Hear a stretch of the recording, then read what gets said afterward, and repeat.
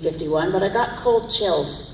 And I started thinking, I can't believe this is in a democracy. I can't believe this bill is before us. I can't believe it will pass. And of course, it's passed the House, and they've done time allocation in the Senate. It will probably pass in the Senate next week, and we will have to have it repealed after this election. Yes.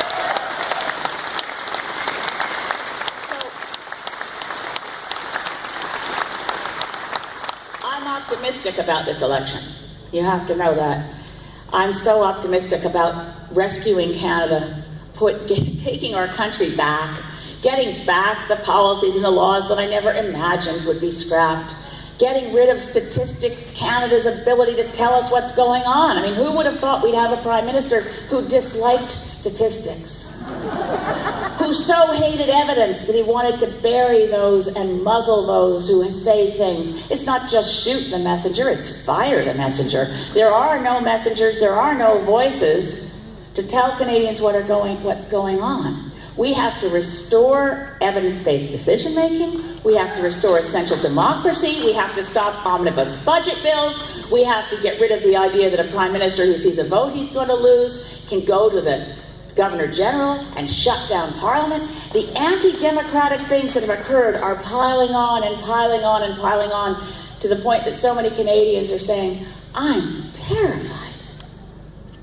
I can't take it anymore and I'm terrified. And this is where I think it's important. This is the message for Greens, and I want to be sure that I share it with you because it's a message of hope and optimism. We must not be afraid.